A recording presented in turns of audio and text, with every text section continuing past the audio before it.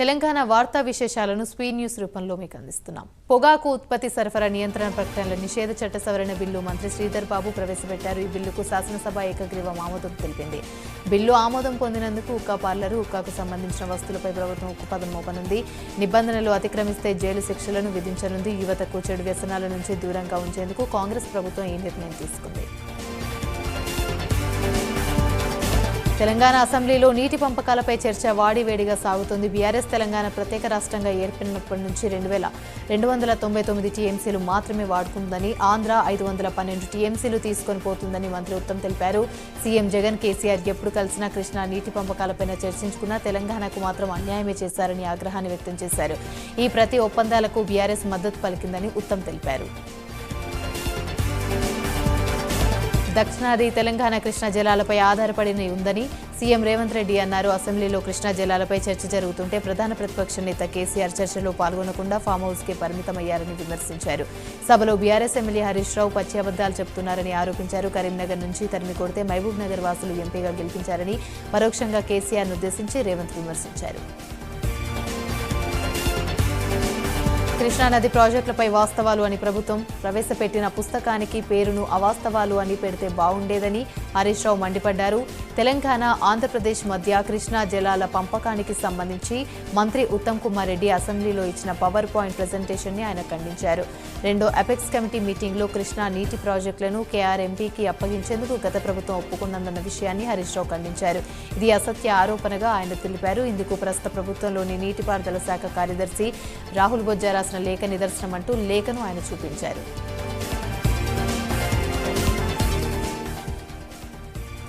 తెలంగాణలో నిరుద్యోగులకు ప్రభుత్వం శుభవార్త చెప్పింది. ప్రభుత్వ ఉద్యోగాల అర్హత వయోపరిమితి పెంచుతూ ఉత్తర్వులు జారీ చేసింది. ఉద్యోగ నియామకాల వయోపరిమితి 2 ఏళ్లు పెంచింది. ప్రస్తుతం 44 ఏళ్ల వయోపరిమితి ఇప్పుడు 46 ఏళ్లకు పెంచారు.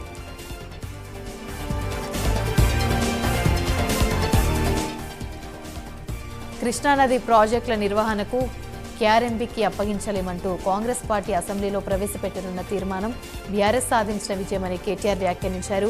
బీఆర్ఎస్ పార్టీ చెలో నల్గొండ ఎఫెక్ట్ అని అన్నారు. ఈ మేరకు ఆయన ట్వీట్ చేశారు. కృష్ణా ప్రాజెక్టులను కేంద్రానికి అప్పగించడానికి నిరసనగా నల్గొండలో రేపు బీఆర్ఎస్ పార్టీ తలపెట్టిన చెలో నల్గొండ సభ సృష్టించిన ఒత్తిడి కారణంగానే కాంగ్రెస్ ఈ నిర్ణయం తీసుకుందని కేటీఆర్ అన్నారు. ప్రధాన ప్రతిపక్షంగా బీఆర్ఎస్ పార్టీ సాధించిన తొలి విజయం ఇదని కేటీఆర్ వ్యాఖ్యానించారు.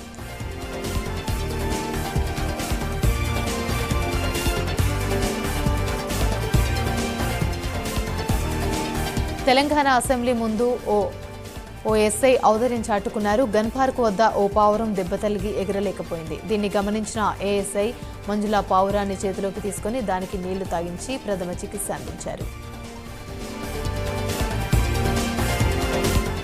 భూపాలపల్లి జిల్లాలో విషాదం చోటు చేసుకుంది. విద్యుత్ షాక్తో గ్రే హౌండ్స్ కానిస్టేబుల్ ప్రవీణ్ మృతి చెందారు. కూంబింగ్ చేస్తుండగా వేటగాళ్లు అమర్చిన విద్యుత్ తీగలు తగిలి మరణించారు. కాటరం శివారు నస్తూర్పల్లి అటవీ ప్రాంతంలో ఈ ఘటన చోటు చేసుకుంది. రేపు సీఎం పర్యటన నేపథ్యంలో గ్రే హౌండ్స్లోని దళాలు కూంబింగ్ నిర్వహిస్తున్నారు. మృతుడు ఆదిలాబాద్ జిల్లాకు చెందిన వ్యక్తిగా పోలీసులు గుర్తించారు. పోస్టుమార్టం నిమిత్తం మృతదేహాన్ని భూపాలపల్లి ఆసుపత్రికి తరలించారు.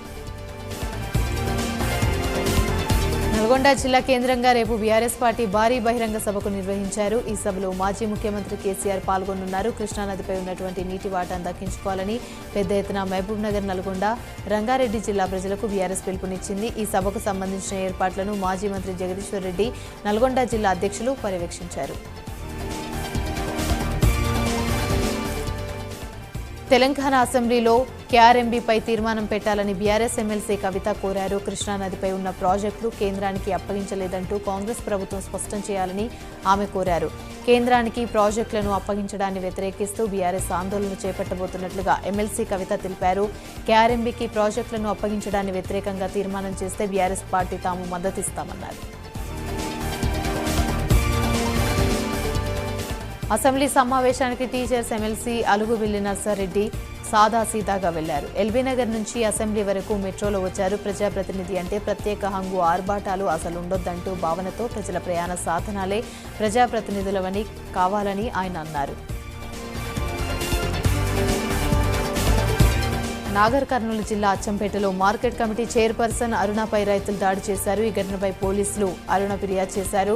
పల్లి పంటకు మంచి ధర ఇచ్చేందుకు ముందుకొస్తున్న ఇతర ప్రాంతాలకు చెందిన వ్యాపారులను స్థానిక వ్యాపారులు రానివ్వడం లేదని రైతులు ఆరోపించారు. ఈ విషయంపై చైర్పర్సన్ అర్నాను ఈడ్చుకెళ్లి ఆందోళనలో కూర్చోబెట్టారు. దీంతో ఆమె పోలీసులకు ఫిర్యాదు చేశారు. దాడి చేసిన వారిపై చర్యలు తీసుకోవాలని ఆమె కోరారు.